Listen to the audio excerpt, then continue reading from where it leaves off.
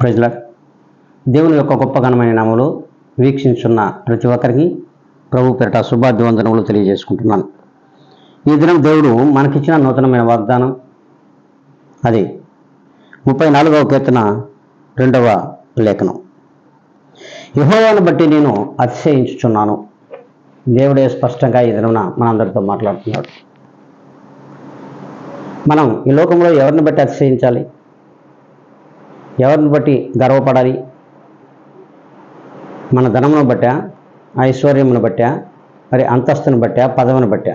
ఒక్కసారి ఆలోచించాలి. మన ఐశ్వర్యము, మన పదవి ఇవన్నీ కూడా మనతో రావు. మన గొప్పతనం, మన పేరు కూడా మనతో రావు. కనుకనే నేనైతే యెహోవాను బట్టి మాత్రమే అతిశయపడతాను. ఆయనలో ఏ దినమైతే మనం అతిశయపడతామో, ఆయనలో ఎంతైతే మనం దేవునిలో గర్వంగా ఉంటామో, ఆ దేవుడిని ఎంతైతే మనం మహింపరచగలమో అప్పుడు దేవుడు మన పట్ల కృప చూపుతాడు. మన కుటుంబముల పట్ల, బంధువుల పట్ల, రక్త సంబంధికుల పట్ల కూడా ఆయన కృప చూపి నడిపిస్తాడు. మరి ఆ రీతిగా ఉన్నామా?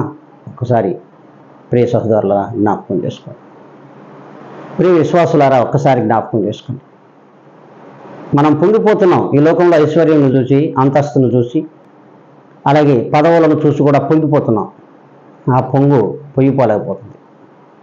దేవుడిలో ఏ దినమైతే నువ్వు అతిశయపడతావో దేవుడు ఆ రీతిగా నిన్ను గొప్ప స్థానంలో ఉంచబోతున్నాడు.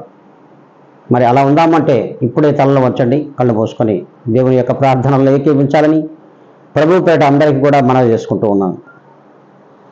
మహాపరిశుద్ధాత్మ దేవుడా, పరిపూర్ణ కృప సత్య సంపూర్ణ నా తండ్రి, ఇదిగో మీరు ఇచ్చినటువంటి గొప్ప వాగ్దానం మా జీవితంలో మీరు నెరవేర్చమని బ్రతిమలాడుకుంటున్నాం. ఇదిగో నాయన వీక్షించున్న ప్రతి బిడ్డ కూడా లోకం వైపు చూసి, మరి లోక ఆశలను బట్టి, జీవపు డమ్మలను బట్టి, శరీర ఆశను బట్టి, నేత్ర ఆశను బట్టి అతిశయపడక యెహోవాను బట్టి అతిశయించేవారుగా ఉండే విధంగా మీరు అందరి పట్ల కృప చూపమని బ్రతిమలాడుకుంటూ, ఇదిగో నా ప్రతి జనాంగమును కూడా మీ చేతులకు అప్పగించుకుంటున్నా. నన్ను నేను మిక్కిలిగా తగ్గించుకొని యేసుక్రీస్తు నామములో అడిగి వేడుకొని ప్రార్థిస్తున్నాను మా తండ్రి.